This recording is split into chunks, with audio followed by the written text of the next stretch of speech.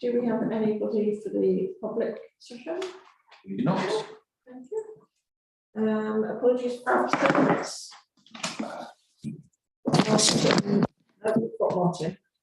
We've got. Apologies from Howard and Johnny. We make those. Yeah, Right. just Thank you have very much. Declarations of interest. Okay. Minutes of the last meeting. Are we happy to receive those? 31st Jan. suppose we agree them, Chairman. Thank you. Minutes of the communication strategy group. We note those, don't we? Yeah. They're not ours to agree, are they? Well, they're presented here, so. Yeah, but have they been agreed there? Yeah, not to the next one, no. No, so we just note them then. Yeah. All right, budgets, let's receive and agree the budget reports. So we've got the highlight report, and that was your appendix A. Anything on that, anybody? Okay. Nothing frightens you in there, it all looks okay. Town clerk doesn't stress any notes of concerns, so apart they're all being in the red. I can just say, obviously this is your closest to the end of the year one, so that's why you've got the most stuff in there you'd expect that at the end of the year. What we haven't given you actually is the underspend equivalent, but if you look at the reports coming up, overall the budget is on course to be slightly underspent, so in terms of the big picture, you'd expect some budgets to be over and some to be under a bit. John, and then Margaret, and then Martin. The one that sort of jumped out of the Christmas at the top was the overspend due to the new mobile contract and the one not being closed down and so on. I obviously just an oversight. With all of these, where there needs to be, has learning been taken and viewed in the next process? Or? Yeah, so especially with the handover to the new IT system, it's taken longer than we thought it would. So the phones haven't actually handed over yet. We're doing that a couple of weeks. So whereas we intended to switch over computers and phones at the same time, we actually decided come the day that probably wasn't the wisest way to do things. Okay. And it's taken longer for the new computers to settle in. So we've been running two effects. All right, so there's a good reason for that respect. No. All right. In an ideal world, we'd have foreseen that circumstance and not been where they are, but we took a sensible decision. It's not really here, but it might sort of come up later. The cost of energy, is that going to go up a lot? Yes, and we haven't. I expect so. We haven't budgeted a lot extra for energy this year. So kind of when we started the budgeting process back in October, November, it wasn't as much an issue as it clearly is now. We haven't had one of the frightening bills from Man certified us through yet, and Lee has just been renegotiating some of the utilities. But I'm sure that whatever agreement we've currently got, we'll have the same problem with everybody else through the year. Expectation. Yeah. Okay. Okay, Margaret and Martin. Yes, I just the last one, the destination Buckingham, is that what something's going to get written off? Because destination Buckingham hasn't existed for 3 or 4 years now. Possibly, we need to have a final round to see if we can.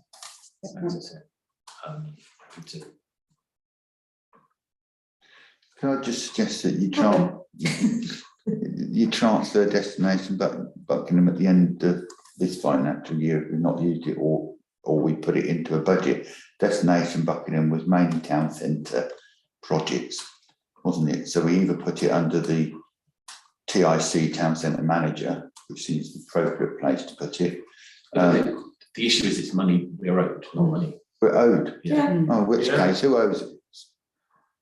Probably Buckinghamshire Council. In which case, we send them a very strong letter. Yeah. How long have they owed it us? About 4 years. Well, in which case, Well, it says there ABDC 2018, 2019, 2019, 2020. So it's got the years there. well, in which case we need to write to the, it's on the bottom, yeah, I apologise, so I'm signing bits of paper when you said that. That's a lot of money. I think we need to, they won't have sight of that. The only person who will really be able to do that is Richard Ambrose, really, because it's an obligation that they picked up with the new authority. We can't write off £2,685 to Buckinghamshire Council. I'd agree with that. Are members happy that we, right, yeah. I remember, Martin wanted to speak first. Martin? No, it's all right, I'll take it up separately. Okay. I thought I'd lost the information, but it would seem as though when I picked up the agenda earlier, it wasn't this year's agenda, although it's typed that. There was a problem with the website. And I'm thinking, I've not had this information. But now I've just gone back into it and picked up again, and now I can So see. the link you were sent was the correct one. But if you went into the front, through the front page of the website, Yeah. first thing this morning, Yeah, you were yeah, wrong. I did. But now that's been fixed. So, Hold on, John? Yeah, have we paid ABDC or Buckinghamshire Council for the election costs? Yes. Do we owe them any money? In any way? They probably owe us money in terms of community board funding, that type of thing. I don't think they owe them money. So there's nothing we can do to sort of hold back money until they pay us then? No, We can't put them on stop. no, and I'm not sure. It may be ethical, I know that, but it's just a point. Robin? I think though it might be sport, it won't pay off in the long run. No, I don't. I think we should just where we owe them, pay it, because we should behave properly, even if For a town council. they don't. The only thing is, just through you, Chairman, have you got Rich Ambrose's email address? I have got Rich Ambrose's email In address, which yes. case you don't need it then. I think we need to start with him, because he would send somebody to That's actually. fine, we've agreed that. Yeah, it's just Yeah. that he may not have had the email address, but in which case I'll give it him if he hasn't. Nice, yes. Thank you. Okay, right, so we're going to take these page by page. So appendix B, hold on, go back to the front agenda. It's just not sending me back there. Yeah, so summary income and expenditure, let's be. John? Yeah, the first couple of lines says income 900,000, expenditure 280,000, net income over expenditure 620,000. I don't understand, is that right? It's the summary there of resources. It seems like we've suddenly found a whole heap of money. It says 900, not 6. 904,418. Minus 283,531, it's 620886. I know it all adds up in the end, and I know the excess that we talked about earlier on.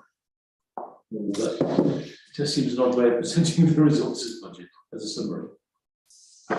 It may be a slightly odd way of doing it, it's what we can get off the system, is the horrible answer. Okay.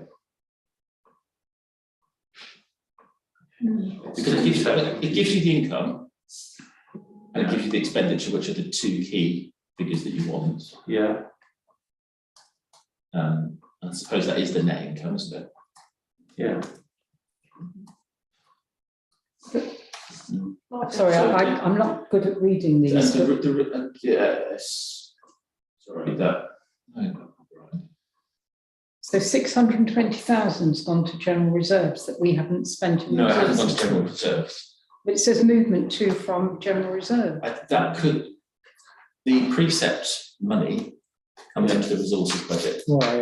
Ah, So it looks like resources making money, but actually resources takes the money and then it distributes it effectively still. Okay.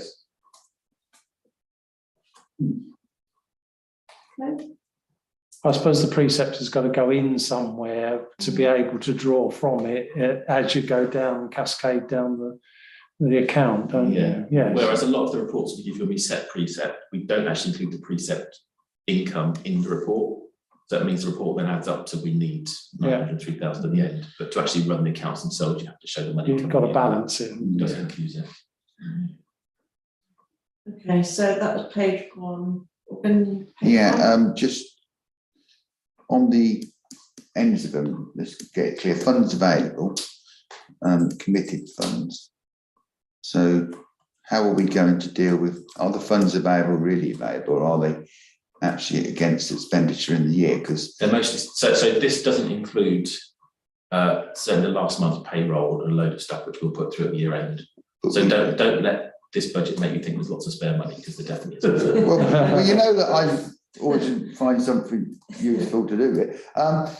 So can I ask through you then, Chairman, that we make a recommendation that the town clerk treats any funds available within the committees in this financial year in a way that he would treat them, in the sense that he would proportion them back, because they are in committee funds and we don't know, sometimes committees haven't spent their money and something appears out of the woodwork. He's shaking there, he doesn't like my idea at all, which he always knows what I'm trying to do. So how would the town clerk like to deal with it? So just to clarify, so financial regulations say that committees have to spend their budget within the year. Yeah. So if money is not spent within the year, then it returns to general reserve. So committees can't buy money from one year to the next, because every year full council determines the budget for each committee for that year. So the only way a committee can reserve funds for the future is to recommend to full council to put money into earmark reserves. So this year what we did was, for certainly the 3 key spending committees, we recommended that for some of their budgets, any underspend would go straight to earmark reserve, which makes it a bit easier, because then you don't have to know exactly what the earmark reserve is before you follow that decision through. We do need some money to go into the general reserve each year, at least because the general reserve needs to be a certain proportion of the precept, and assuming the precept will go up next year by a percentage, and obviously the general reserve has to go up every year by percentage to stay at the same proportion. So assuming there is a measure of inflation, you do need the general reserve to slightly increase anyway. Yeah. Right, okay, more specific question then.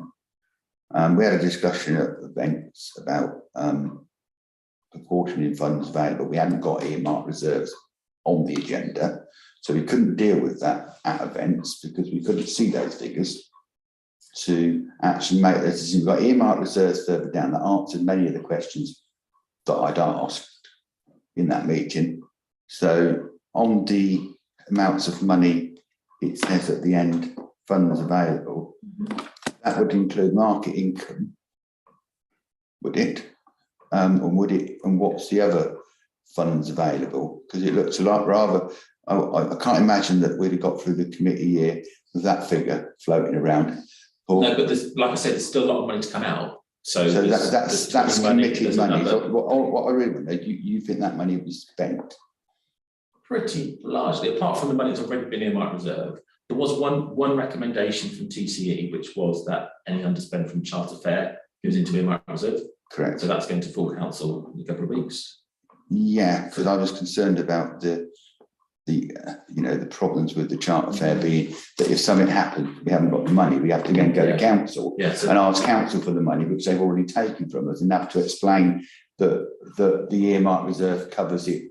There is a point that when we do the new contract with the Charter Fair, that we can have a discussion about at that point when we do the new contract. But up to that point, we have to cover any extraordinary incident out of our funding. And if we don't cover it from the committee then has to go to full council to ask for money, which is already given full council. So that's my real concern with that. I'm sure we'll discuss it again. He laughs at me.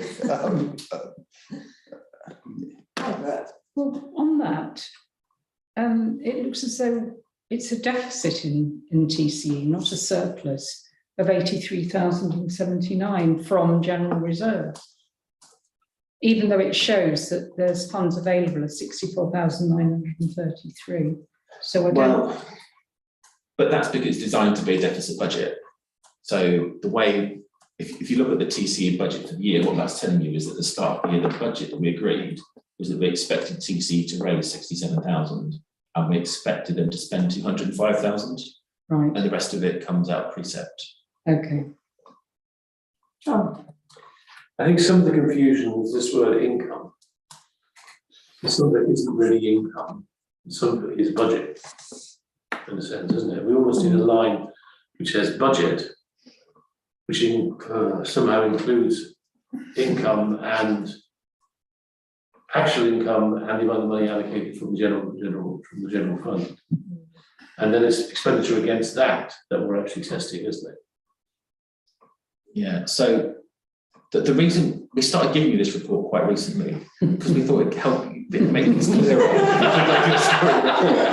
That was a mistake. But we have talked about trying to produce our own simpler versions. So if anybody wants to spend 5 minutes and scribble the ideal report you would like, then we can try and produce that. Yeah. You don't want mine. Yeah, then we can try and produce those numbers out. Yeah. And we'll have a go at that. Good suggestion. Okay, right, page 2, anything on that? On appendix C now. So appendix C, page 1. Page 2. Robert, This won't be showing salary increases now, will it? It'll be shown because they don't come into April. Backdated so it doesn't yet show salary increases. So the salary increase that you agreed is the one that's backdated to last April, Yeah, and that will show through in the next payroll, so March.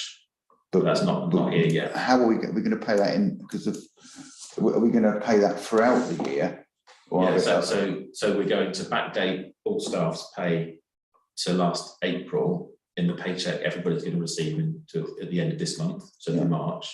So that means at the last paycheck before the new national insurance comes in, we'll pay people all the backdated pay for the year, Yeah. and then, which is good for the council and for employees. they're not going to pay so much tax on it? That's No. what I'm worried about. No, It seems really exactly. cruel to actually give them a lump of money that they got to pay half of it away in tax because we didn't give it them in the first place because the government didn't bring in the agreement. That Yeah. seems really cruel. As long as we're looking after them, that's all that matters. Yeah. okay, page 2. Page 3. Page 4. Page 5. Just Robert? on the community centre, it's showing on 131 on grants. Community centre said they didn't take a grant. Why are we showing £5,000 in community centre grants? Which code is it? What page are we on? Which way are we on? It's appendix C, page Yeah. 3. Page Oh, 3. we've gone on to Well, that's because you 4, went that's 3, fine. 4, and we couldn't. No, I was taking time, I That's was all looking around the room, No, don't start. It's just that I'm a bit page behind you because I was reading it. So page 3. So page. I just read my Anderson. So page 3, community centre capital budget. So as you see, it's showing an annual budget of £5,000 not paid. The community centre have confirmed they don't want to receive the £5,000 this year. It's actually the support they've received from government through COVID has actually been positive for them. So they're not looking for our funding this year. There is a recommendation going to the next environment meeting to spend that £5,000, which is going to go to environment and direct resources for agreement. To spend that £5,000 towards the cost of condition surveys in the building. Okay, but through you, Chair, there is a problem with it that when we agreed them grants at that meeting of the grants meeting of the same committee, they were 4-year grants. So they said they didn't want a grant and they'll be out of process with everybody else.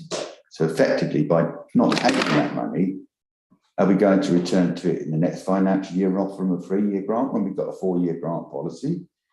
Because they're out of kit. So their decision has put them out of kilter of our expenditures. We'd have to change everything to deal with the community centre. So if I can just clarify on that they made 2 decisions. One decision was not to claim the £5,000 grant this year. It's fine, but they also made a decision not to apply for a 4-year grant for the next 4-year period.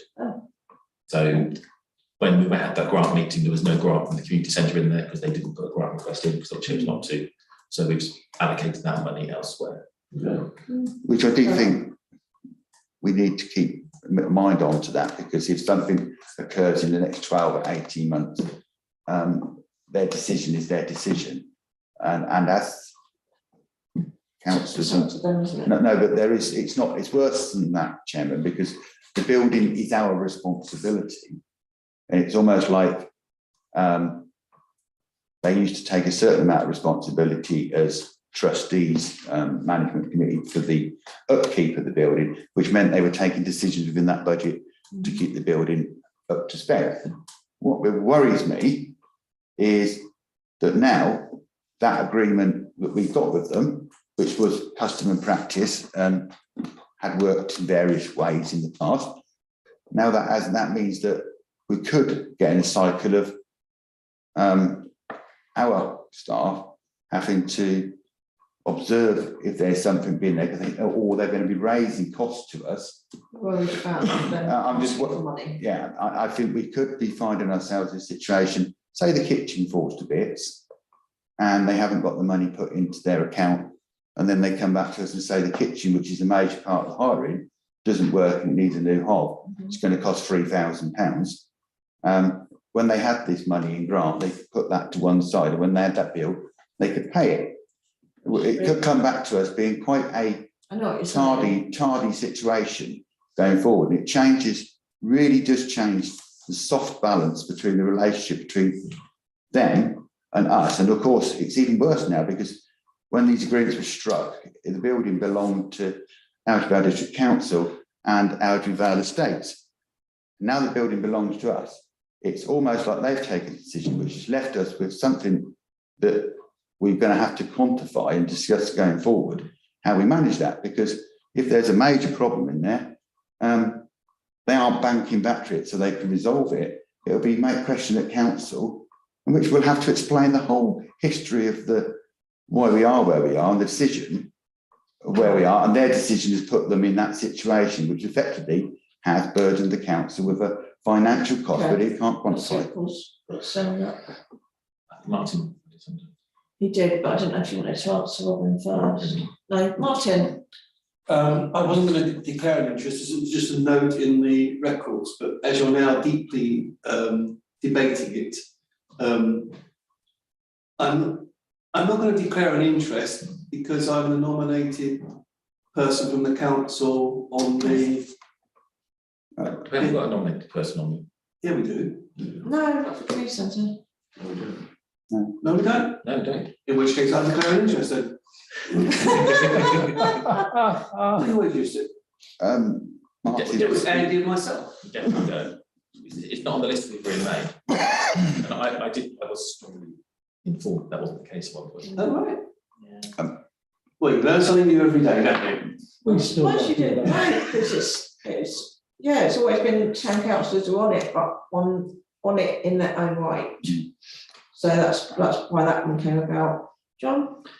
I think given Martin's now emergent interest in this, and given what we're talking about later on with the code of conduct, I don't think it's appropriate to have a big debate about all this in this meeting because it's not been tabled.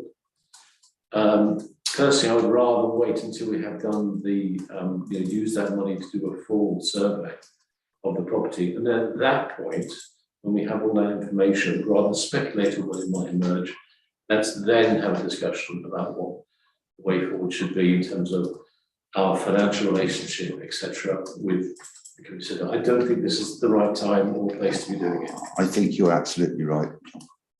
And I think the other issue is we can't force somebody to take a bond if they have refused it. We cannot force them to do that. So, all right, so we'll have this on another agenda. Thank you. Only just to say that we'll have to do it under the code of conduct that we agree, which that's later on. So that will make the discussion, as Councillor Harvey's quite rightly says. Yeah, okay. It's just that I was airing some views which was on the agenda. You're absolutely right to speak up. Okay, page 4. Oh, Page 5. Just right in there. Page 6. Bingo. Robin, what page? Repair and maintenance fund at the top. It's at the top, so I'm just mentioning that to start with. Page 6, yeah. Page 6. Thank you. And the other question is just to see some, because we've had to spend a fortune on the cemetery to be able to operate it. Let's be we had to go and spend a fortune to be able to carry on using the cemetery because the Now abolished, district council wouldn't give us planning for 5 years. So we had that cost. With the burials, have we quantified our expenditure, extra expenditure against our burial costs? That we just need to note that figure. I'd like to know that figure because at some point that might be useful in the sense that when we get into discussions about other things, because we did incur a lot of costs through that. I know it's not as much as I thought it was, but we do need to actually quantify it somewhere. So that's basically the cost of putting in the additional ashes spaces. Yeah. So we have got the report which was agreed a while ago. Yes. I'll include that with the minutes to clarify that figure which was agreed. Yeah. Okay. Can't remember the figure. Remember the conversation. Don't remember the figure. It was a figure, and as you know, I like figures, but I wouldn't. It wasn't one. I know it was less than I thought it was going to be, but I do think that we should, at some point, those sort of negatives against what we're collecting in will affect the overall viability of what we're doing. Although you can't have a viability of burying people, obviously, but we do need to know it. Can I ask through you, Chairman, that if it's a figure that should frighten us, that the town clerk informs us at the next meeting what it is, if it's, or whether he thinks it should go to environment or not, but with no point in going to environment. So you're going to include it in with the minutes, Okay, that's fine then. because it's a report that we've already agreed. Okay, thank you. Page 7. Page 8. Got Martin Alexander. Oh. Page 9. Okay. We've got funds available for tree wardens and seats and bins, and it looks to me that if it's an answer, I think the town clerk's going to say to me is many of this hasn't been spent because they haven't been. It's very difficult for us to spend some of this money during COVID when we were doing lots of other things, and the play area maintenance, that we've got quite a lot of money left in play area maintenance, and the tree works has got very little in, and bridge repairs is very small. If you look down there, it's just whether that figure at the bottom is a real figure of 19,000 or whether it's not a real figure because it's many of it is within the works which are still to be completed. Because if it is, that 19,000 is a large chunk of costing to actually do one of the biggest things that we've got, which is the bridge repair upcoming. So it could be that none of that money really does exist, but it looks like it does in the figures. So if we can't move that to the bridge repairs, town clerk should tell us no, because this is the time to actually make sure we bank that money, because that's going to be a huge cost to us. So just looking down those budget items, certainly dog bins, that money's still, that's a figure to Buckinghamshire Council, which they will invoice us for before the end of March. So we have to pay out about 4,300. Play area maintenance, we have got some items still to come out, and I'm fairly sure that's the amount we agreed to put into earmark reserves unspent. Okay. Tree works, Lee is just putting in a pretty chunky tree work order, so a lot of that will be gone. That won't last long. No, especially following additional work we have after the end. So we've got Yeah. various pieces of work needing to be done on that.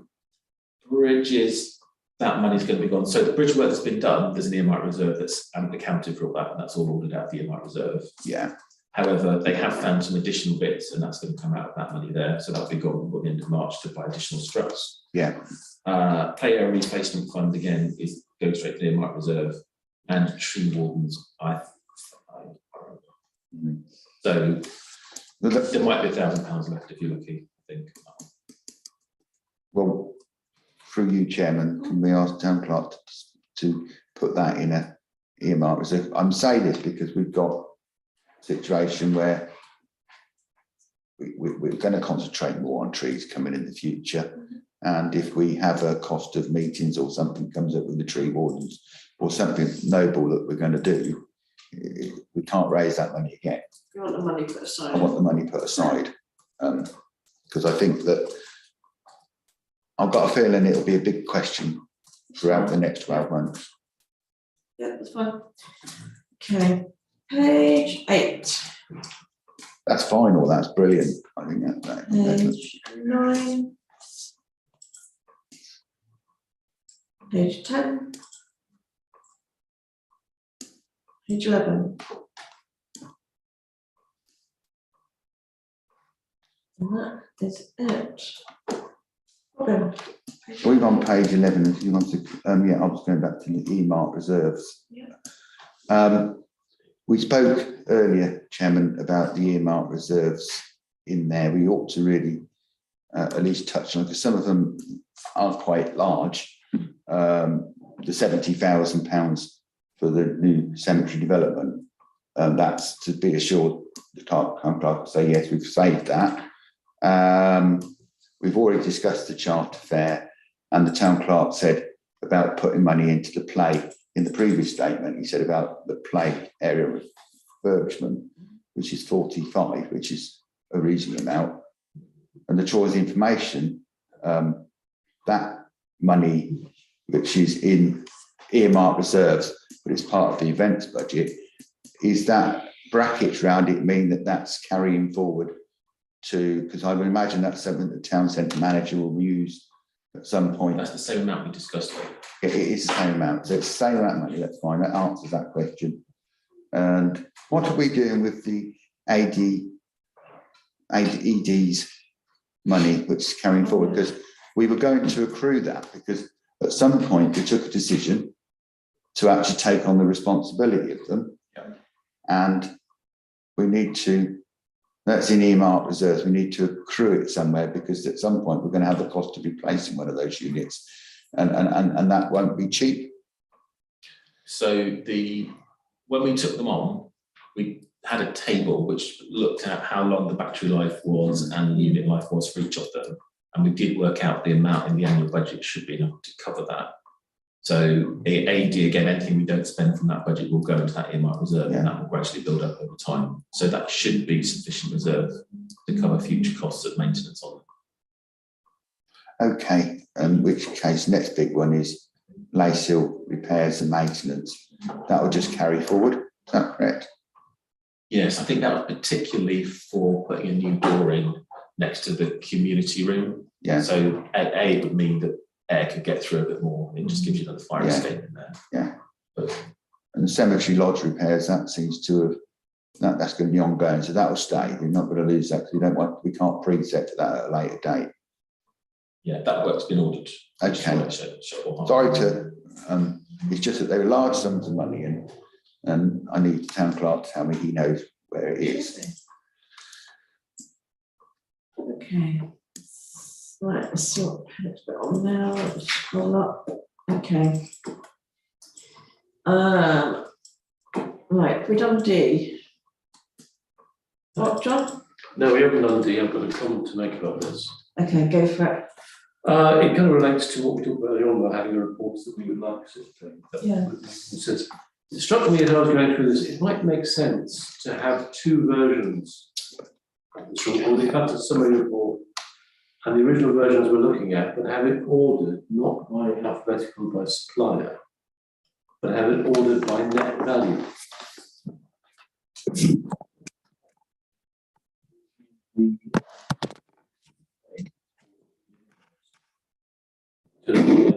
Cost, and then at the bottom will be lowest cost. They come and highlight where the money's going and where the most money's going.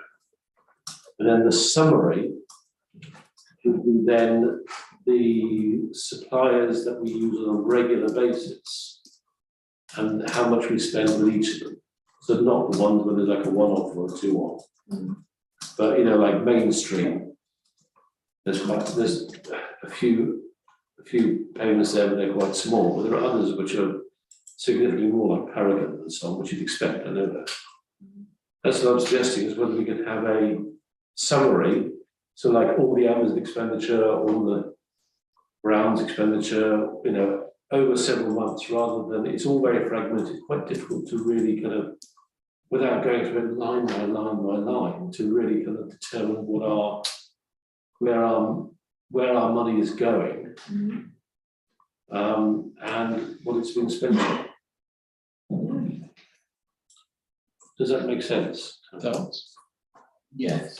I'm happy to look at Add that to my note of things. Yeah, if genuinely that'd be helpful, John. We'll have a look at it. we do have to give you a report which gives everything not summarised, because you have to form, that's part of Yes, I get financial that. reg, that you have to check everything. But we can certainly actually doing it by now would obviously point your eyes in a helpful in a particular direction. And why did we buy a Great Dasher? What, give me a page number? It's great It's action on it's this page. Port Ledger 1 for month number 9, page 21 quid in each Go case. for, where have we gone? Lost it now. Yeah, page 1. So page 2. Page 2. Page 2. The page, the pagination is really confusing because we've got different months here. Each one starts with a different page number. You only need to sort of scroll on it by hand or something, don't know. So we're on the, normally it says Port Ledger 1 for month number 9, Page 2, yeah. page 2, right down near the bottom, it's got grey dashing for 21 quid. 2 of them. What page you on, John? Page 2. Squarespace. Squarespace. Squarespace is the TIS, is the Discover Buckingham website. Right. I can't find month 8, month 9, but month 8. Month 9, page Yeah, 2. yeah. It's literally second page of the ledger. Sorry, no, page 2, right. It's a small amount of money, I know, right? It's actually. Yeah. Well, if it's the Yeah. TIC, something can, Five and It's six on the definitely bottom. the Discover Buckingham website, so it must be the name of the supplier who does. I'll find out what it is, but I can't tell you exactly what it is off the top. I mean, are we selling ceramic grey dashings on this? No, it's definitely it's a quirky name for an IT supplier who's Yeah. doing a website or something. Bloody IT people. Yeah. Like psychedelic orange or something like that, isn't it? It's one of those soppy names. Oh, sorry, it's a wonderful name. Yes. Well, they're such boring jobs, they have to do something to make it more exciting. Well, what would we do without it? I know. Okay, so, right. We've got to stay, so page 1 and page 2, is there anything else on page 2? which page 2? No, Margaret. Month 9, page 2.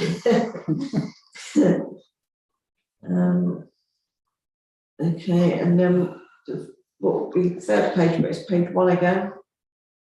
So Port Ledger 1 for month number 11. Anything on that one? Okay.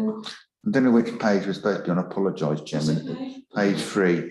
I don't know what PHS stands for. Personal hygiene, that's probably to do. Yeah. with That's the- probably something I wouldn't understand that. So, Yeah. yeah. That's the bins you get. Mm. Oh, right. Okay. It's just I don't really like.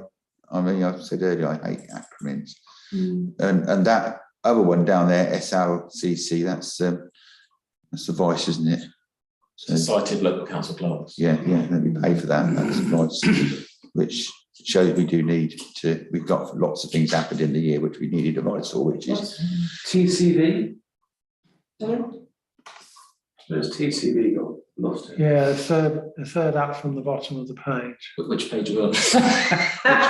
I'm on page 3, purchase ledger invoice list. Month number 11. Yeah, Right, we were coming on to that one next. Oh, Yeah. sorry. That's good. okay. Aren't we good? something to do with the river wardens, isn't it? Yeah. I Yeah, can't I see don't where you're understand. going. How come we're paying out money? Well, we buy equipment and things. More than So page, Can't see So where you're page 3, month 11. month 11, page 3, what we're looking at. Yeah, well, TCV down near the bottom, 3 lines up. going. the bottom, OTCV. Yeah, 1,575 quid.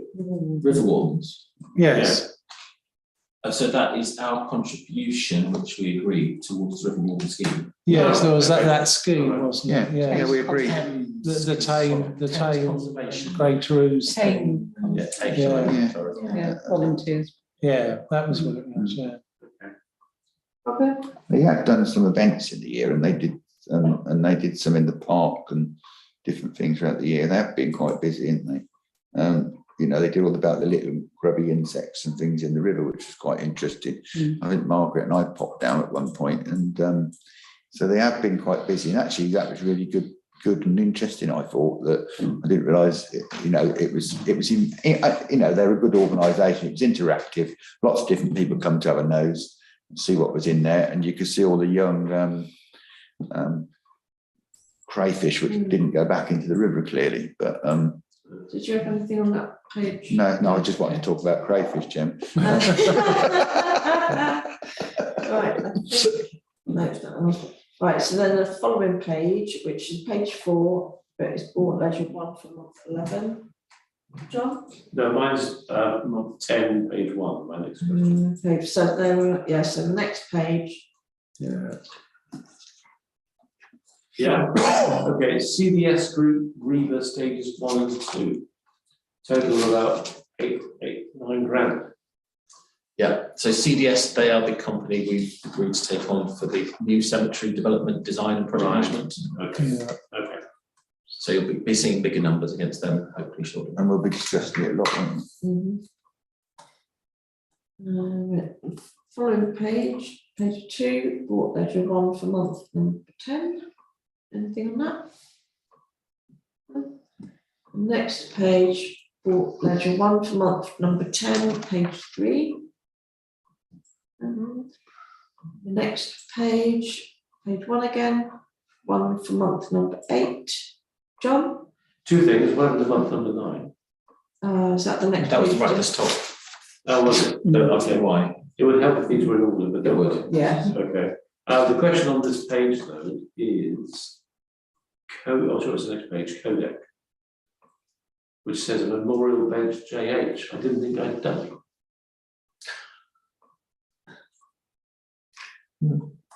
A memorial bench. Yeah, for 740 quid. I don't remember discussing that, but we sometimes just buy things, don't we, Chairman? And then I'm about ordering them. People can buy them. Yeah. So, and we order them, and that's why it will show who it was. And then they put them in places once it's agreed with the ground maintenance staff. Yeah, so they'll pay us and then we'll buy it. Okay. So it's not a cost. Okay, the next page, board ledger 1 for month number 8, page 3. Next page, board ledger 1 for month number 8, page 4. John, Evelyn? I think Strawberry Fields, that's the hire for the lights and stage, isn't it? And why have we got a Villiers? It was training for staff. Yeah. They had a day there. Okay. We've spoken about it before. No, we did. You're quite right, Chairman. I remember now. It's just that that's fine. They've got a staff budget for training, so. Yeah, that's where they had it. Okay, Yes. that's fine. Yeah. Remember that from before. Yeah. Yeah. Probably what I remember, I think John raised it or Anthony raised it before. Good stuff. Should support it. Okay, and then we're done on that. Yeah, well, So in future, can we please have proper number pages, page numbers, and that'd be easier for everybody. Great appreciation. We'll have a go. Okay, the trouble is no one will ever agree what's right. This next person might it's like not, it. honestly, it seems like it changes from one meeting to the Yeah. next, doesn't it? The amount of times we've been around the table on that one. It suits somebody and then it doesn't suit the next person. Okay, so we've got fees and charges, and that's a report, 5.2, John? I propose we accept the recommendation. I'll second that. Okay, will you all agree? Yeah. Yeah. Yeah, thank you. Second. Right, actual report, appendix E. Would anybody like to talk on anything, in the actual report? Okay. Well, it's nice we don't get many complaints. That's good. And we're on action reports appendix E. Complaints at the top. We haven't got many of those, which is really good. And the climate stuff in April, that's going to be dealt with in April. And this strange resources councillor tribe chap, I don't know who he is. That bit at the bottom, I'm sure that's fine. I'm just looking at him to see if I get a reaction out of him. I'm sure he's a nice bloke, right? By all accounts, he's a good old boy, by all accounts. As long as it's good news, I don't mind. Okay, financial regs, appendix F. John? Propose we agree this, there's only one small change, it makes Yeah, sense. right, yeah. Robin? I just, on 1.4, I went through these earlier, I think. Is the town clerk convinced that that figure in 1.4 is sufficient for him to do his job? It says single community, £5,000 to prove a single grant. That's not 1.4. No, I think not. 1.1.4. financial regulations for Buckingham Council. Yeah, I'm looking at that. Here we go, 1.14. Are you content that that's? The resources committee, well, this is a question for the committee. So, you should, so obviously you will approve any, so basically what this says is that no committee can make any payment of over £5,000 without your approval. I wonder whether that's enough, because when that, I think that's enough. We've got to have a safety cap on it. without the town clerk's approval or with what approval, this committee's approval. Yeah, so it just adds in another safety measure. That's right. Okay. All right, fine. All right, so John, you, I propose we accept the change, that's in highlighted in red, somewhere down the page. Yeah. yeah. Yeah. Right, we're all Yeah, here. we are, 6:17 as indicated on the agenda. Happy, everyone? Yeah, very much so. Okay, so to agree signatories, are we happy? Just agree though, isn't it? Yeah. I would agree then. Agreed? That's what two of us have been doing before the meetings. Code of conduct, 99. Declare a prejudicial interest in that. You should explain what that. I'm joking.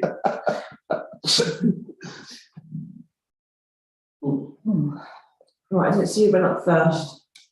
Martin and Anthony. No, I'm just highlighting okay. Martin, looking after Martin. Martin. Sorry, you said code of conduct. Yeah. I'm just looking at new code of conduct, R/125/21. Yes. Yeah, Okay. At the bottom of that, then, 5.5.2, could you just put DOI in the 2 lines above? So if you're looking for the abbreviation, you know what it is, because it's not specified anywhere in the document. When the actual, Well, just on that first line, it says the current declaration of interest, Deal. and then at the bottom, open brackets, close brackets, you're right, because the last TLA is DOI, and I was wondering, I thought, I was sort of expecting a small O, really. And it confused me. okay. I think we can change the report. Robin. I just, I don't want to go through the lot of it. I just It's need assurance from the town clerk that as always, our code of conduct mirrors Buckinghamshire Council's code of conduct. There's a good reason why it mirrors that, is because That's it mirrors it. No. but basically it does. That's the reason for the recommendation to have a conduct code which basically mirrors Buckinghamshire. Exactly, code. and that is important. Except for stuff about cabinet and select committees that I've Yeah, taken out. Yeah, Sure. it mirrors that, and there's a good reason for mirroring that, because when you get a issue of a code of conduct issue, we're on the same code of conduct. If it was an issue with any one of us, I said prejudicial issue in it, because That's fine. Right. so that it mirrors. That's We've all. got appendix G as well with this, and there's a couple of things that I picked up on. So the first page under introduction, on the second line, it's got fit hyphen, and then 4 is like there's a space and then 4, so it's kind of needs to be put together or taken out hyphen.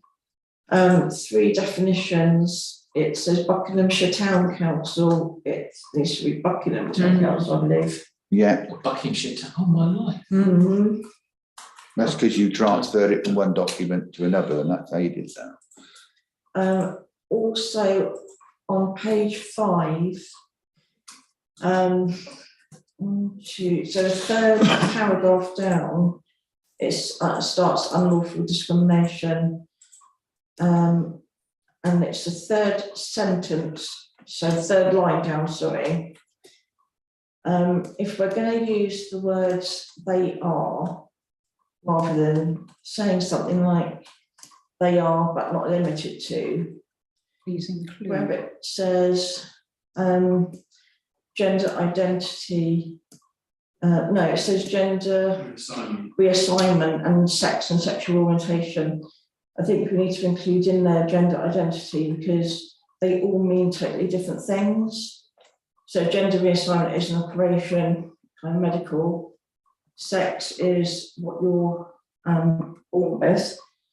Sexual orientation is how you feel. And gender, so I wrote it down. So sex assigned at birth, sexual orientation is who you're attracted to. Gender reassignment is surgery to change externally. And then gender identity is the internal perception of yourself. So if we're going to have 3 of them, I think maybe we should include gender identity as well.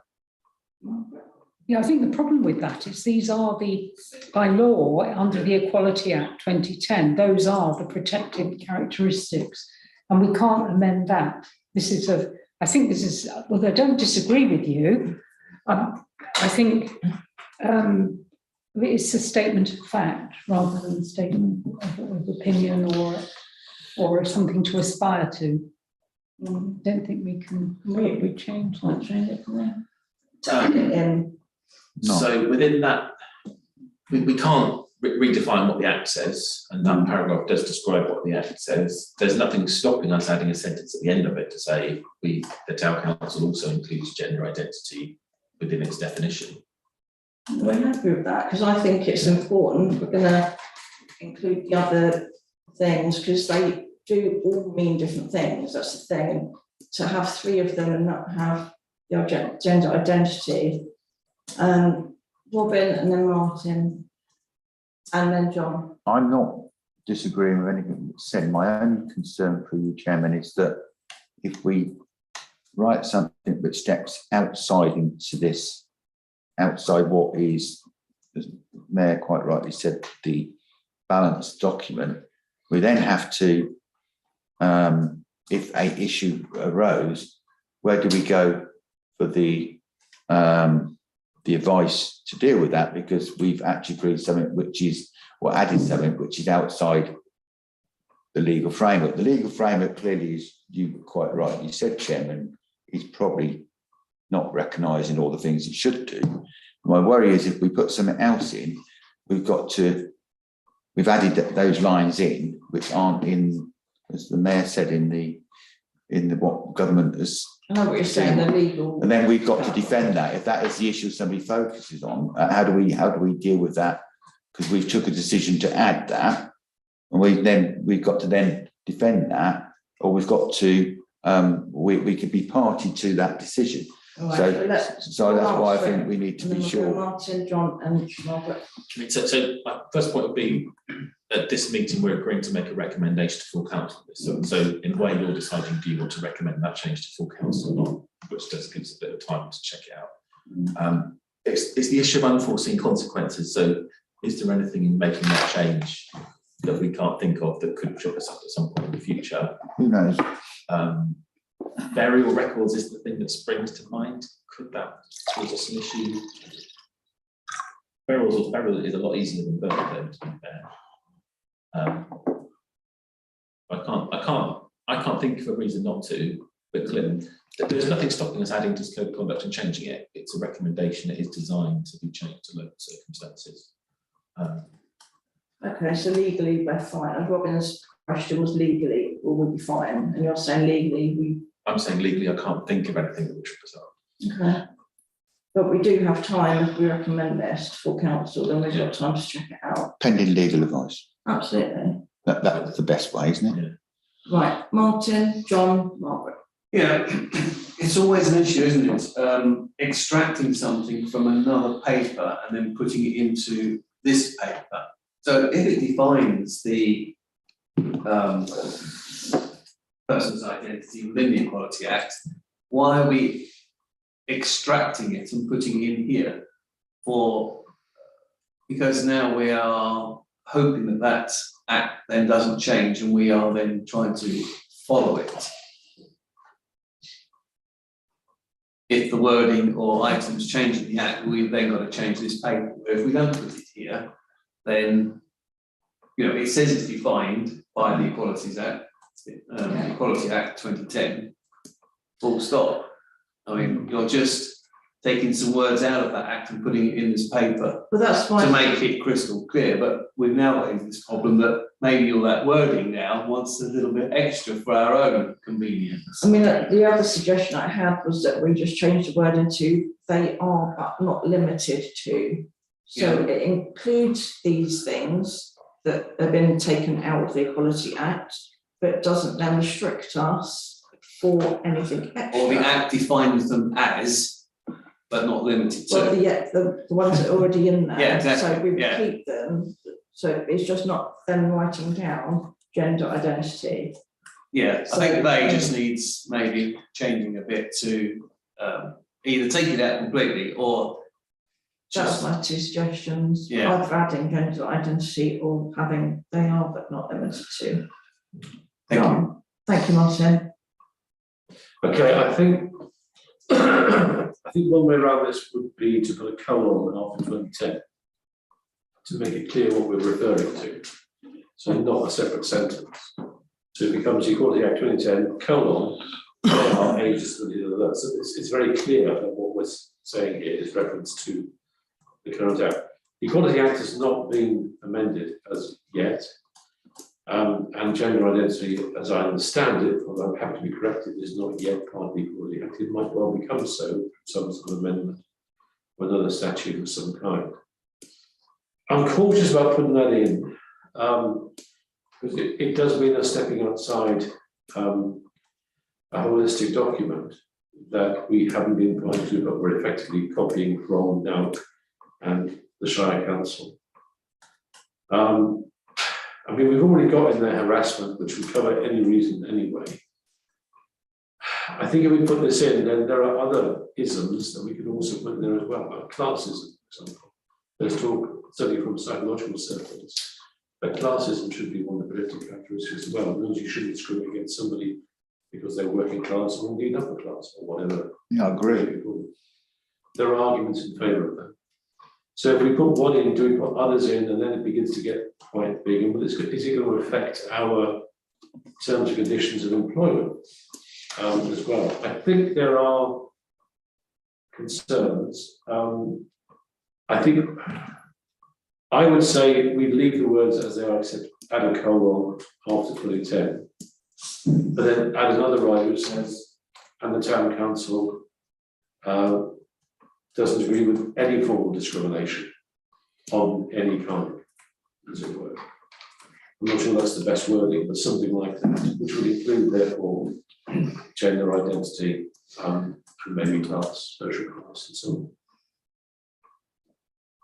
I make two points on that. One is that just to go back to square one, this is just about councillors' conduct, so this has nothing to do with contracts for employment or staff. This is solely about councillors. Yeah. Staff have a disciplinary code and a whole set of stuff. So Okay, all right, different yeah. stuff. Okay. You can't say we're against all forms of discrimination because there are forms of discrimination which are appropriate. True. So you have to find wording which defines it a bit more clearly. No, I agree. That's one other suggestion. They are but not limited to. Gets us out. Margaret. I'm not sure it does though, that's the trouble, because I think, though, I see what Councillor Harvey's saying about a colon, but it's they is referring to protected characteristics, I think, and that isn't clear. So you could put, instead of put full stop after 2010, the protected characteristics are, that would make it clearer. Yes. And I personally don't think you can add to those because that is what's in the Equality Act. And we would, if the Equality Act is changed, we may have to amend this, but at the moment I don't think there's any proposal for that. I also think that the subsequent paragraph actually is that cover-all for things that haven't been specifically mentioned. So councils have a central role to play in ensuring that equality issues are integral to the local authorities' performance and strategic aims. So the whole of that, the tenor of that is that we shouldn't be discriminating Yeah. against people. No. For things that, all those things that are protected characteristics, but anything else Could be as well, anything. really. Anything. Yeah. But like yours, Jim, Yeah. like you're saying anything, if you write something in, by doing that, you're actually then saying we're putting weight on that against something else. But what the mayor's saying means we're not discriminating against anybody by saying that, which makes sense. Yeah, the reason that I thought of it is because I'm doing an anti-bullying course. I'm fed up with my employer not giving us any training, and that is part of bullying. Is gender identity is included. Join a trade union, that's not So as we go forward, then, Paul, we won't recommend it to full council, but can we look into? Well, recommend it to full council, then that way we air it and discuss it. Anthony. I may be wrong here, but do we have to actually list various characteristics? Can we not just say we comply with the Act, full stop? Or I don't mean literally full stop, but not expand it out to this characteristic or that characteristic. Will we comply with the relevant Act as mentioned in there? Because if it does change, my general advice on this session, other than on this issue, my general advice on this session would be not to take anything out of it. So I think it's in there and it's spelled out in detail, so there can't be any lack of clarity. Nobody can say, "Well, I didn't know." Yeah. So actually, Right, so okay, I think it's spelled out for a reason, and I think it's very hard to justify taking anything out from it. okay. I think the question is, and we can slightly reword it to make it clearer, so put protected characteristics, which is fine. Yeah. The question is whether we add the sentence afterwards, the town council also includes gender identity in this definition. But there's some nervousness around that because we're changing a thing. And I can't have it on full council agenda without us having an agreement here. Like I said, I don't think it's necessary to include it because I think the whole tenor is that we shouldn't be discriminating against people for any improper reason. So I think that is, I think it's implicit, even if it's not explicit. And I think if we do include, people could come up with other things as well. There are other things listed in the Equality Act for sure. Yeah, but that covers it all, really, the Inequalities Act, doesn't it? Okay. All right, we'll leave it as a. Okay. If others are happy. Sorry, how are we reading it? Are we just going to change the word? No, leave it. I propose we leave it. I second that. Yeah. Fine. No. Those two agree? Good discussion. It's the right thing to do. It's better than doing it at full council. Oh. It's much better doing it here than full Oh, council. definitely. Robin. Just 12.1. Yeah. Are we fully understanding of that? And Appendix G, which is Appendix G. It was the other one on the. How come you just on 12.1? Yeah. Sorry, it's just that first. So we have already adopted that into our current code. Yeah. It's just it says everything you think it says. It's just that how do I put it? It's worded in such a way that it's fine. I understand it, but in itself, it can ask more questions about opinions about how you interpret it. If you understand what I mean, that's my worry of it. It makes absolute sense from a having it in there for sure. Yeah. You know what I mean? But you can understand that within the way it's worded, someone can choose to how do I put it? You can choose to recognise one part of it while disagreeing with the other part of it if you chose You've got an example. No, it's just I'm trying to say to the town clerk, is he happy that it's? I'm not. I mean, I haven't got grammar, and I didn't do to do that, so I'm not going to suggest semicolons because and anything like that because I can't do that. But if you've got, I just think it's when it functions against actions. Is it okay? Is it good English in the way it's drafted? That's what I'm trying to get. But I read it, and you can read it one of two ways, and about how a councillor should act against how a councillor should do. Is it? You're wearing two hats because as I read it, I see it very clearly, but there might be other things that you know.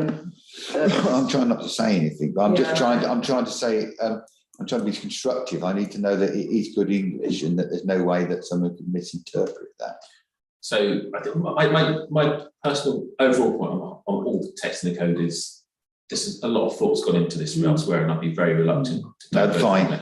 So I think it does make sense. It is an interesting paragraph because it talks about bringing the council into disrepute, but actually drills down to being dishonest and deceitful, which is what it's really talking about. Yeah. So I don't think you can take it as you wore the wrong kind of jumper, so therefore you brought our council into disrepute. Yeah, that's where my problem is. But so I think Robbie's right that it could be more widely interpreted than it really is. Yeah, and that's- actually it's more about you've had paid quite specifically badly, Yeah. rather than you've just done something that's not culturally accepted. If I try to explain myself, I was worried that it left too much of a leg out where somebody can make an unwarranted complaint, which then is really quite disruptive and hard for the individual to deal with.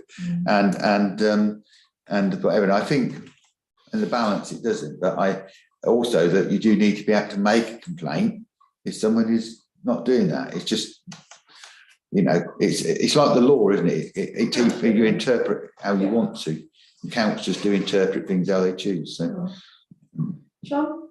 I mean, for me, it's very clear. I mean, for example, I don't know, if I went into Boots to buy something and I got into an argument with one of the members of staff about something or whatever, and was maybe ending up being rude to her, I hope I wouldn't do that, but say that I did. And I was observed doing that. People know who I am, people know who all of us are in various ways. Then I think it would be completely reasonable for them to say, I'm going to put it like that council was rude to that person in Boots. Yeah. That's what we're talking about, Yeah. isn't it? As well as much more extreme versions of dishonesty and deceit and everything else, and not being honest, pretend to be something that you're not. Yeah. I mean, all of that is covered in this, but I think it's just saying we're all leaders together. I don't mean that in some sort of self-aggrandizing way, but we are. We're here making decisions on behalf of the town, and therefore it's our responsibility to be good people with integrity and honesty and kindness and compassion and everything else. Yeah. Yeah, that's how I read it as well. But yeah, it's good to get other opinions though. Well, it's nice to hear other people discuss it, so your own mind's clear of what you're thinking about, really, because which is not an ideal place for council, because I don't think. Would you like some more? You're on page 5 at the moment. Is anybody going to page Page 6, 7, 8, 9? Eventually. Yeah. Page 6 then. What do you want to write? No, nothing on page 6. That's what we've just done. Yeah. Oh, I thought you had a question. No, I was just making sure you were going down the page numbers. Oh, I got you. And not finishing. I mean, had you nodded off there? Okay. Right. Is there anything else, Margaret? Well, just a question really, because obviously I'm getting invited to lots of different things. And 17 point, the gift I'm doing a good job, I may say. Thank you. Yeah. Yeah, so, But so this I do not accept gifts of hospitality, irrespective of the estimated value. When I'm invited to something by a voluntary group or a public body, there's no issue there at all. But when you're invited to like an opening of a business or something, which I'm happy to go to, how much care do we need to take about? I mean, a cup of tea and a cake is fine, but when it goes beyond that, They offer to send you on holiday, don't do it. No, I mean, they're obviously extremes, but I think probably because of my personality, I'm a bit inclined to take it to the other extreme and think, you know. You need a full-blown steak, sit down and silver service. Well, I think that where is it reasonable and where is it unreasonable? So it's open interpretation, but I'd say this tells us two things. So the first 17.1 says you shouldn't accept anything which could give rise to a real substantive gain or a real suspicion of influence. So that's about does your gut tell you that this could be seen? And somebody might say you took that because of this. So now we don't have any influence on, well, we don't make planning decisions. No. But let's say there was a big development in town and you went out for a one-on-one dinner with the developer. That might not be appropriate, regardless of the amount of money involved. But if you kind of go to a presentation like something did for the Grand Junction and there was a glass of juice when you went there, well, it's not going to influence you. But the other part of it, so there is that kind of actually how could this be perceived? which is how could somebody think about it? That's common sense. But then it says, if you get hospitality worth more than £50, you have to register it with me. Now, if any councillor gets offered hospitality more than £50, but on Buckingham Town Council, it would be an unusual event. Yeah. That's not a day-to-day thing. So actually, that's quite. Now, it might be as mayor, I suppose you might go somewhere and get given a gift that's worth more than that. But you would naturally have a conversation about that. Wouldn't you? Well, if somebody offered you 2 tickets to Silverstone, for example, for the F1, I mean, supposing they did, that would be beyond the pale, obviously. But then I would that might be then appropriate. refer that to Paul. to Oh, say yes, that but that would be the sort of thing that I you. would come to council and say, would any of you like to go to this? No, but I was deliberately trying to choose something that was local, could be relevant, but it's quite expensive. Sorry, that was why I used that example. Yeah. I think, on a personal note, I think that if there are other people doing it too, like getting a glass of juice and there's a room full of people, then that's different from being taken to one side and invited somewhere. So it's just you, and it's just like, you know, we've always said, if meeting planners always have an officer there. Robin does it all the time. Mark wouldn't go somewhere as chair of planning. I never went anywhere. It was just myself and a planner. You just wouldn't do it. But I think for the new councillors, it is good to have these things and good discussions, even though there's nobody here, which is a shame. You know, because we kind of know this like ourselves, don't we? But yes. It could land a new councillor in hot water if they didn't ask the question. Well, then John. Just to make it clear, there is nothing wrong in law if somebody offers you ticket to Silverstone, so long as you register it in your members' interest that you've received it. You've not done anything wrong. The only time you've done anything wrong, if you choose not to register in there and then somebody asks you a question about you were seen at Silverstone, they were using Silverstone. It's a bit unfair. It could be going to see Mock the Hoople if they were still going or something, you know, it could be anything, or getting tickets to a rock concert. It could be just the same. So as long as you actually put it, if it was given to you because you were a councillor and that was the business you met them, as long as you put it in your members' interest, that you actually accepted it, and the town clerk will put that in there. It will give all the other councillors a chance to ask you questions. Why did you go? But it shouldn't bring you into disrepute because you've not actually acted incorrectly. And councillors do get, maybe not so much as Paul says at town council, that you get invites. It's just that we're not really at town council ever going to get asked to a major event where you see other councils and other authorities do get asked to major events. And they're not doing anything wrong because they always automatically put it in their interest. That's what goes back to asking Paul. I'm sure I'm here to ask Paul. John, you have a hand? I was going to say, I was once accused of showing favouritism towards a local business in a comment I made on Facebook, until the local business emerged as being one of the local butchers, which I said, well, I've been vegetarian for 40 years, so it doesn't really apply. Yeah. I'm not a customer. Yeah, good point. I've got a point about 15.1. We can go back to that when we finished on this. Yes, that's the fourth, page 8. Would you like to send that on? Well, it says, you know, as part of the code of conduct, I undertake code of conduct training provided by my local authority. How many of us sitting around this table have done so, and how many sitting around the whole full council table have done so? And I'm guessing not many. I have, All right, but not in here. Yeah. I've done it. You're doing some bullying and harassment training as part of your career stuff, Lisa, but most of us have not done any training on this. I think it would be wise and useful once we install this as our new code of conduct at some point in the next couple of months, that we do have a full council training day on all this stuff. Right. I think it was offered. Plans? Yeah, so I can ask Balk about, is there anything available now on the code? I'm not sure if there is. John, you mentioned a full council training day. Yeah, I think it's for all councillors. But just the most pragmatic issue there.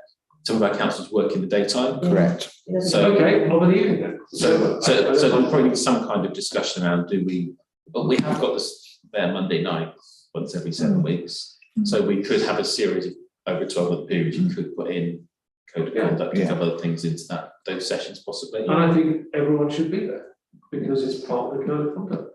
I mean, that could be a recommendation from this committee to full council to actually put in place. I would propose training that. for this. And I'll second it. Yeah. Just Yeah. raise, sorry, Well, we have an But- obligation that if we've got it in the code. Yeah, and we've all signed, well, it Hang on a minute. Yeah. I was just going to say that the course that I'm doing is actually part of Buckinghamshire adult learning, so it's free to anybody to do it. So what I'll do is I'll pass around the details. It is really good at the moment. So I'm absolutely agree with the sentiment that you get everyone in a room. I don't agree with the possibilities that people working and whatever that, you know, we're slipping into a gentleman's club where people have got jobs. We've got quite a lot of councillors now work, and I think we need to. But what I was going to say is there is what you can do this and has been done during COVID. Because we had to do it in COVID. We had to do it an online training portal, which might be worth where what you do is you answer the questions. Basically, it tells you the information, but what you should do, and at the end of it, what you do is you say, "What would I do out of A, B, and C?" And what it will tell you if you listened, because at the end of it, if you score really badly, clearly you didn't listen to the advice that was given, and 2, it does make you sit down for 25. Well, it was about an hour. It was quite long. I did it, and I had to keep going back into it because I kept answering the phone. I think if you could ask if it's available, because they did it for Buckinghamshire Council. I think if we did that, it would just be more inclusive, John. Right, and so then people could do it at home, and the town clerk could monitor it. It's going And to be then, recommendations. you know, So Martin, then Yeah. Margaret. John raised an interesting point.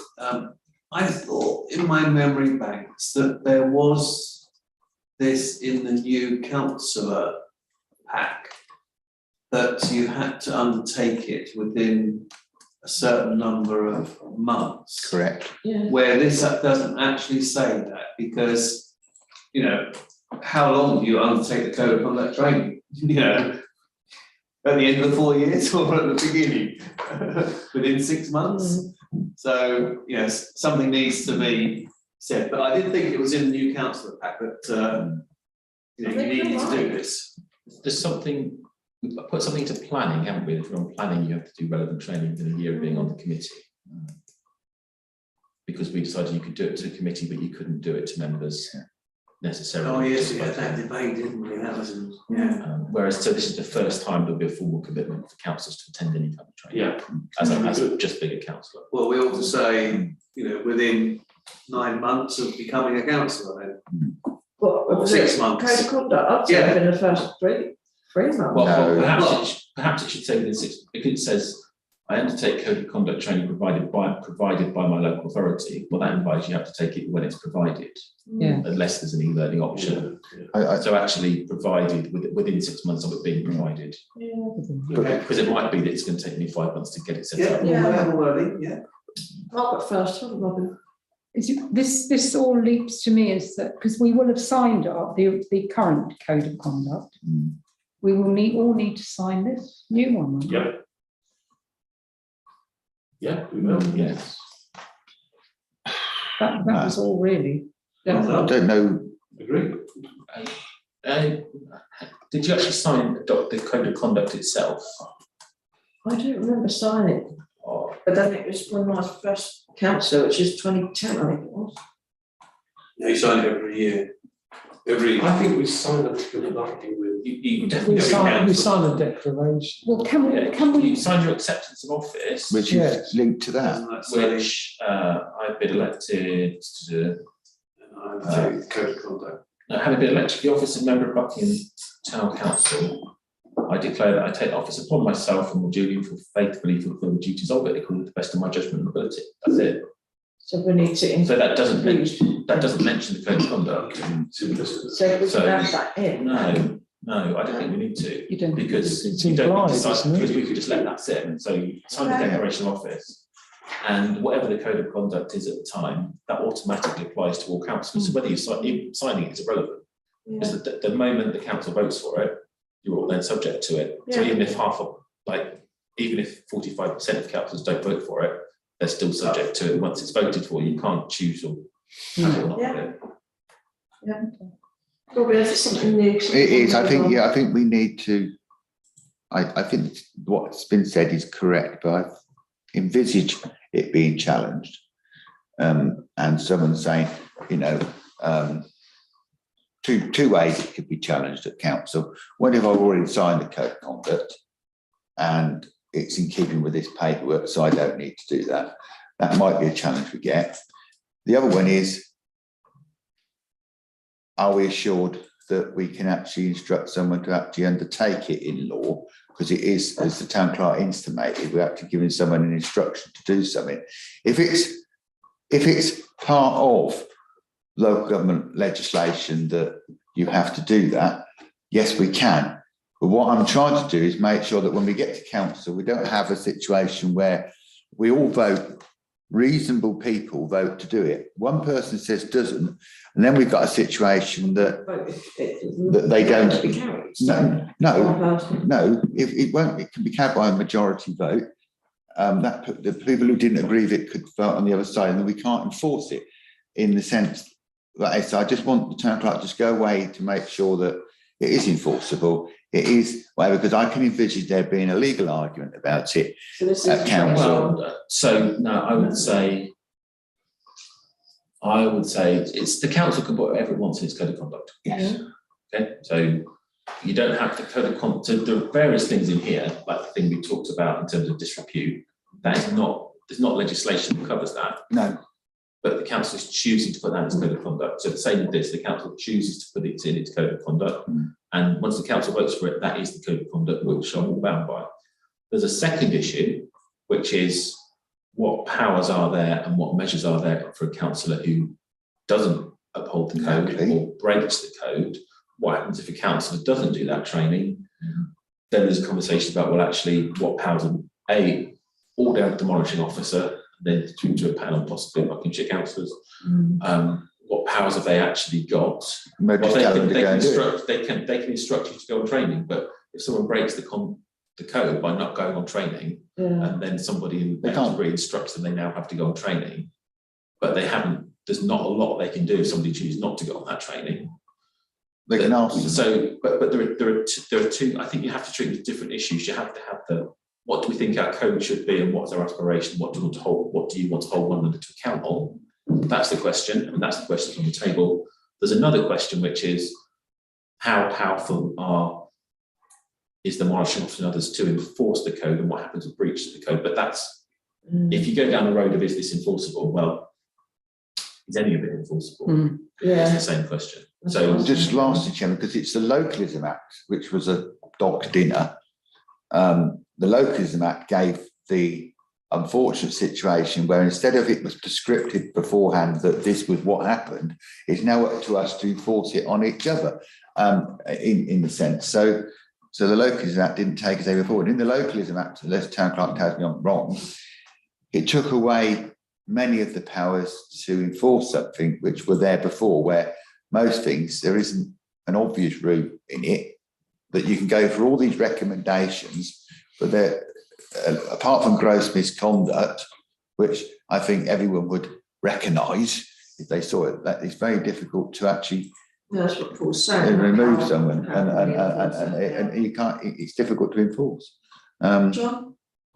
I think it's very clear. If we pass this code of conduct, which it currently is, if someone adamantly refuses to partake in any kind of training in the code of conduct, be it online course, be it something we do an evening seminar, or whatever we end up providing, and they're just digging their heels in, then they are in breach of the code of conduct. It's as simple as. And we therefore have to make a complaint about that person and they go through due process. Yeah. That's just where it is. And yes, we all know that there aren't many sanctions that back up this kind of conduct, which makes it a little bit of a waste of time to a certain degree. But in the end, I do think that most people around this table, if not everyone around this table, tonight and generally speaking, have a reputation that they want to maintain. Yeah. And it would be a fairly horrible thing to have been judged to have been breached the code of conduct. And I certainly would do everything I can to avoid doing so. I may do so one day inadvertently, for which I will be very sorry. But, you know, it's something that we should stand behind. You know, training and development is important for staff. It's important for members too. Yeah, agreed. You know? All right, so we're going to add that to a recommendation, aren't we? Robin suggested I seconded it, and we'll have another discussion. And just look at the online option if available. Yeah, Yeah, great. yeah. Good idea. And then we'll see who doesn't like that idea. That's where I was going next. Well, that's certificates. You did actually. Can we move on? So we weren't really taking them on page number, but it seems we've done 8, 9. Is there anything on 10, 11, 10? Last paragraph, item 5. Yeah. Being considered by you as a cabinet member in exercise. Oh, nice one. Well, if only we were so grand. Which page are you on with that? Which page is this? 11, Page 11. The last paragraph. Well done, Martin. You win on, Okay. you win the prize. No, so I found Buckinghamshire Town Council. Oh yeah, you won the other, you won the other prize. I've just, We're both on part tonight, Martin. yeah, one all. Oh, so Alright. delete that then. Well, change it to. Yeah. And it will executive function. Yeah, well, change your executive function, exactly, yeah. all of that. It's just delete that, that's the apply to us. Section 4 covers everybody else. Yeah, we'll take that out. Page 12. John and then Robin. I'm not clear, this is where this training would be useful. Given the discussion earlier on in the paper that the town clerk has put in, as to whether now, say we were to table a discussion about the financing of the community centre, whether Martin would have to leave the room or not. Well, it does say here, somewhere in here, that I can stay if the committee grant me to. There is wording, because I read it earlier. Yeah, I really. It says special dispensation, I think it was. Yeah, that's for special things, like deciding on the council tax, where we all have an interest. We live in the town. What's your thoughts on that? Well, hang on, wait. You're talking about it in principle, not That's the thing, is when we talk about the grants, I always say about the youth centre and members, I just don't talk on it, I don't vote on it, but that's up to members, but I kind of had the same thought that Martin No, had yeah, with it's having the, all sorts of trouble. this, you know, would it be you that said members, the member can stay? No, so. Well, the absolute principle on this is that it's for members to declare, but once you've declared, then it's actually quite clear, isn't it? So so that means you could have a hidden interest that nobody knows. So Robin might own a mansion in the middle of town, he's never told I'm anybody. sorry about that, I didn't tell you. Okay, and if that came out, then that would be a thing. But if you've got, so Martin has an interest as a member of the Community Hall Association Trust, which is declared because it's on, even if it doesn't say at the meeting, he's declared it, it's on his declaration of interest. So everyone around the table knows that it's declared. So therefore, it's a straightforward process to say, well, actually, what kind of interest is that? And therefore, this is what applies. And I think on the form, you select what kind of interest it is. Yeah, there's different boxes, aren't there, that if it's a pecuniary interest or. I'm pretty sure about that. So if I may, so I'm just putting up Martin's declaration. Oh, are you now? This is On the system. we are live. I don't think it's fair to read it out. The documents No, but- on the line. Yeah. So the document line, so there's personal interests and membership of the bodies, the name of the bodies, disclosure of gifts and hospitality. But don't forget this is also for your spouse as well. So disclosable pecuniary interests So like everybody puts their house down, for example. Yes. So if it was about your house, then you would leave the room because that's a pecuniary interest. So it's to do with your job, but that would be a pecuniary interest. It's to do with contract, it's to do with land you've got interest in. License, so land that you've got a license for, or allotments that you use. I think got any councils or allotment holders, have we? Not in the parish. Although if it could be that every council was allotment holder, and then you'd have to go back to the council tax principle under that. Corporate tenancies, securities. So they're all pecuniary. So those you leave the room. It's a pecuniary interest. That's straightforward. Personal interest, which is membership of other bodies. So Martin's a member of 4 bodies, for example. And lots of councils are, and sometimes that's representing, and sometimes it's not. So that's not as substantial.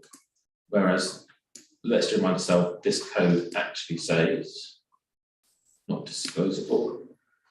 So you're saying personal interest is not that? No, that's not a pecuniary, is it? So a personal interest, you must disclose it. Unless it's also prejudicial, you may speak in the matter and take in part in discussion or vote. But if it's sensitive, you don't have to. That's what we read in the code. Yeah, I know, but there's another problem with that. So the result of that is that in the discussion about the grants, Lisa would have to leave the room, but Martin wouldn't, because he is part of your employment. Yeah. Yeah. That's why you chaired that section for me. When it's But under this stuff now, you'd have to leave the room. Yeah, I do, and that's the thing is, whoever's got an interest at that time says, do you want, excited, I said, do you want me to leave the room, or I just sit here and I won't vote and I won't take part in discussion? And everybody said, oh, that's fine, you can stay here. I'm not sure that's a legal dispensation under this regulation. Because when I joined the council, it was the thing that you asked whether you needed to leave the room or not. And it was the town clerk that said, but it wasn't you, so you're off the hook. Can I just bring Robin in quickly? Yeah, before thank you. Finishing your question, your answer, John, sorry. Right, look, there's 2 ways, right? There's 2 ways of looking at this.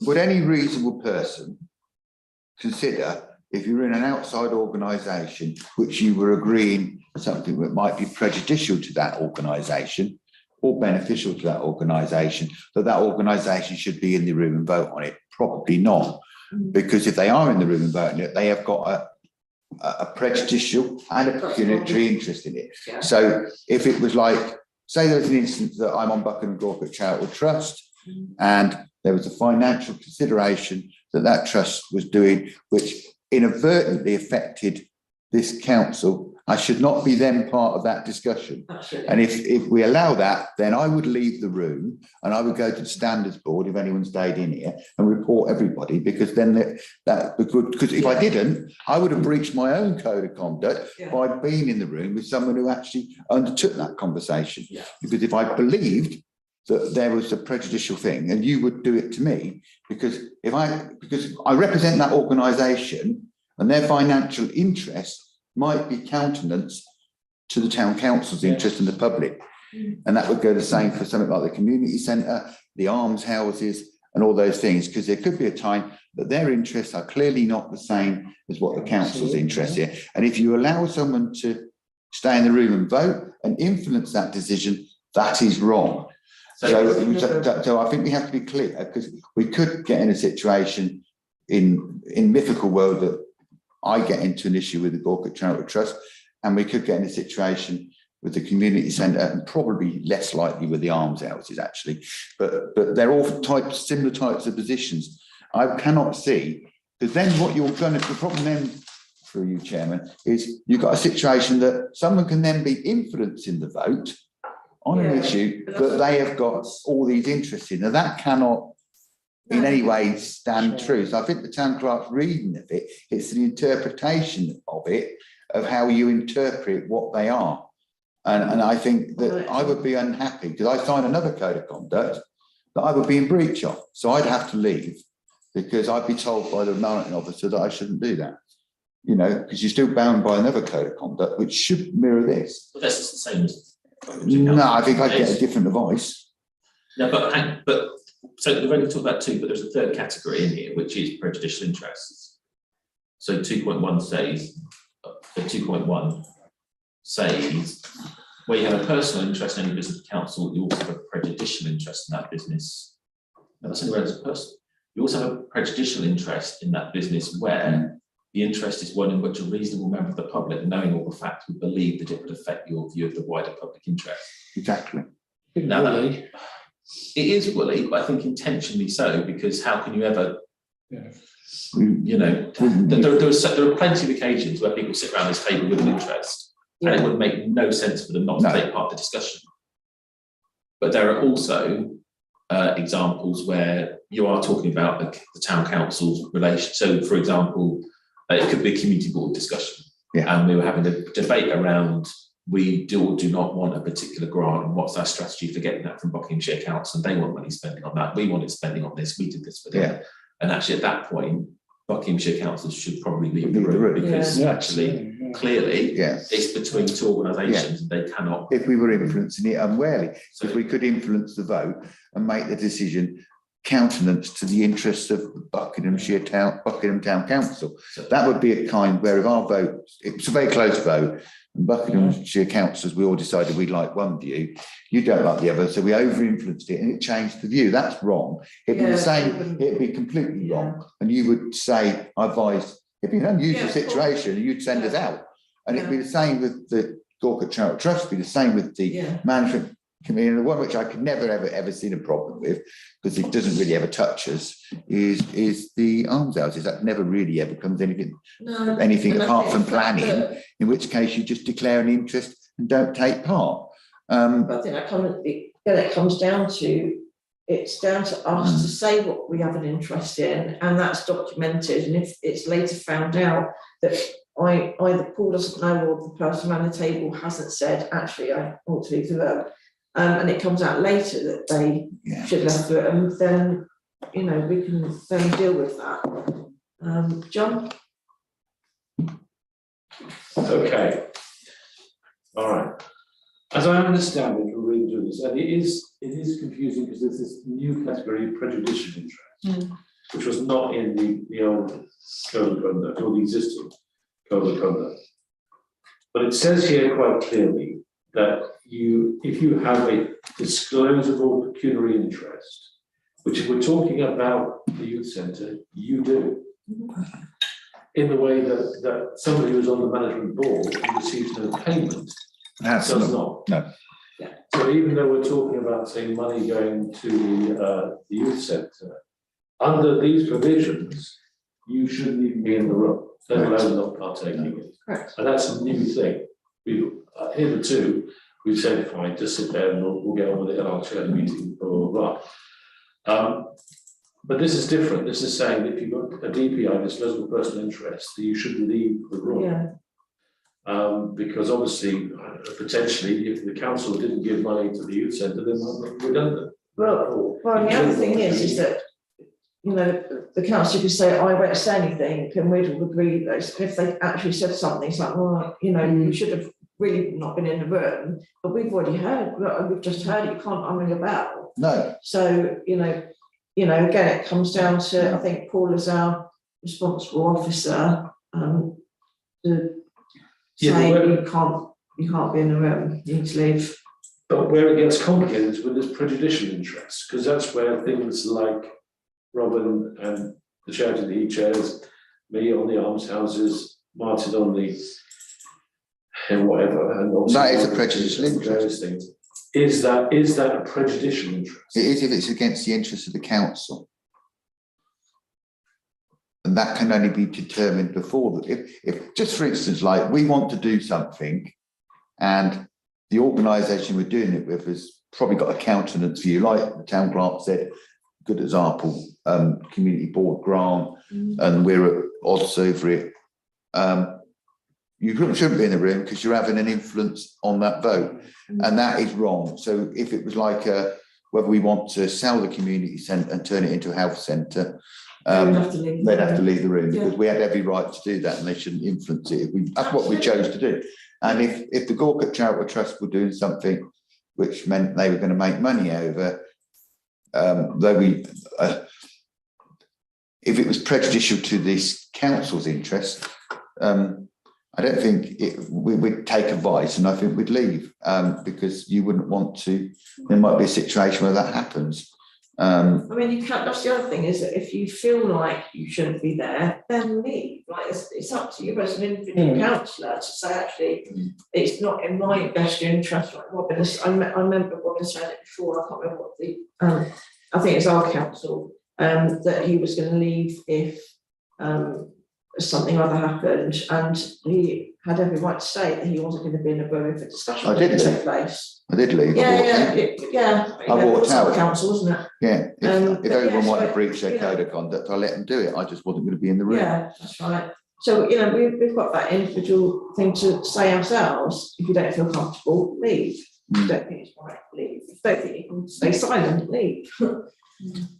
Okay, well, you got any last thoughts on this before we wrap up?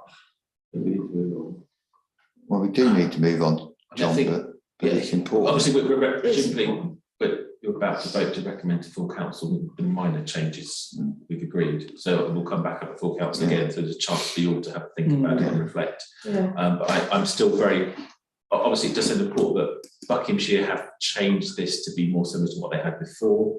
So it does fit with your declarations of interest, whereas the other LGA model, I don't think it's as clear on this, to be honest. But have a look at the LGA model as well. Yeah. Okay, I need to move on. Just one lastly, can we ask the full council, so that we don't repeat the same conversation at full council we have here, to save time, because it's not fair on the mayor. Those issues that we clearly raised over the prejudicials, and that the town clerk seeks some external advice on that, because there could be interpretations that at full council, and we don't have to rehearse those arguments again. We'll leave it. To Paul to actually have the answer there. So when it comes up, which could come up from another councillor, quite rightly so, that I've asked this question and it advises in those circumstances. It's not included in the agenda. Yeah, It is on this. yeah. Do you know what I mean? Because Okay. I don't think it's fair for us to rehearse them arguments. Right, we've done another 20-minute conversation there, do we? No, but other people have got the right to do that Absolutely. 20-minute conversation. Yeah, definitely. Okay, so we did. What, do you have I'm saying that's my hand. Okay.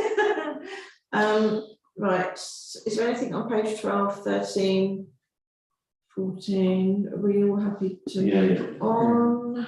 So we agreed to recommend to full council. Yes. Yeah. The changes that were still the 2-point scorers on the wording. Yeah, the ones that we picked up, yeah. Right, let me just scoot back up to the top of the agenda.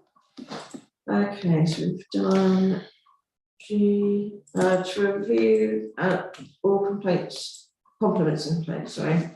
Appendix H. Everybody else happy to make them? Looks very good. Yeah.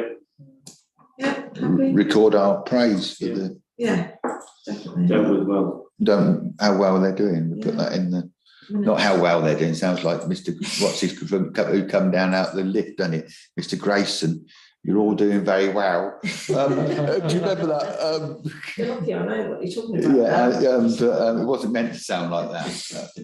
All right, item 11, media policy review. Appendix I. I'm hoping you've all read it. Yes, I previously, suppose we right? accepted, we've been through this in the communications group. Okay, I suppose we- It's pretty clear. Yeah. Margaret. Can I just ask a small question? Of course you can. I've been encouraged to put posts on Facebook, which could be seen as sort of, well, it is media, isn't it? Yeah. Should I don't need to clear those with No. anybody before I do that, do I? When I'm referring to events that I've been at or I'm going to. No, so I think, certainly in your role as mayor, John involved when he was mayor, and that was all totally fine, because all you're doing is describing what you're doing, Yeah. draw attention to your role, you're not being controversial, and in terms of you're only going to events which are appropriate, and you're not, if you start to use the mayor's Facebook page to say, to say, I disagree with what the council's just decided, that'd be a bit awkward, or not appropriate. If it was a Margaret Gately Facebook page, that would be okay, but not a mayor's Facebook page. And if you started to use it as a I wish to announce that the council's just done this and the council's going to do this without having come out of the office yet. Against that, that would be a bit kind of, or I'm the, you know, if you started responding to people on controversial stuff saying no, the council thinks this, then you'd be, that would not be appropriate, but you're acting as a civic figurehead, which is as appropriate on social media it is when you walk around the town. I do, if I'm liking something on Facebook, which I don't do terribly often, I try to do that on the Margaret Gately, not on the mayor, but occasionally you do it by mistake. But it's never anything, hopefully it will never be anything. I mean, I cannot imagine you doing anything wrong, honestly.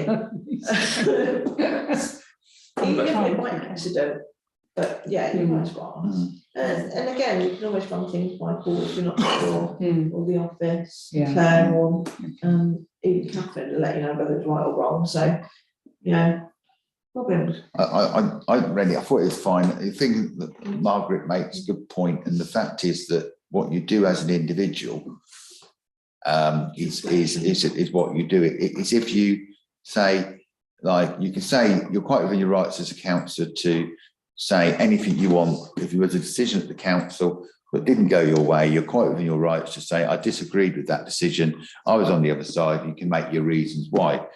What you can't do is say that the decision wasn't legal, because it is, because the council made the decision, and you shouldn't do so. But also, you are in your right to raise issues as a councillor that you're concerned about. What you can't do is raise those issues and say Buckingham Town Council is concerned about those, unless it's actually gone to council, then it. And I think I've looked at what you're doing, your stuff you're doing. It's very good, because you're sort of going to events. You've been to that. It's very informative, and what we want to know that our mayor has been to that, and we want to know that you've done that. And you can write something like, if on your private page, you can just put something like a like and a comment isn't an endorsement. And that way that no one can accuse you of endorsing something, because you haven't endorsed it. You've made it clear that you may like something and you may forward something like that, but that isn't an endorsement. And then if somebody comes back and says you've endorsed it, you can say, well, actually, I didn't endorse it. If you read my disclaimer, I've actually said that because I like something and I've forwarded it, I am not agreeing with it. You may do that because it's of interest to somebody else. That doesn't mean you agree with it. You've forwarded it because you're interested in the subject, and the other person may be. So forwarding it, if you do that, isn't the same as whatever. But anything on the actual no, I was just enjoying saying that, no, Jerry. absolutely, but we kind of already covered it. I was just enjoying saying it. You just like speaking. I was just enjoying talking, and it was. I'm sure that. Okay, right. So we've done all of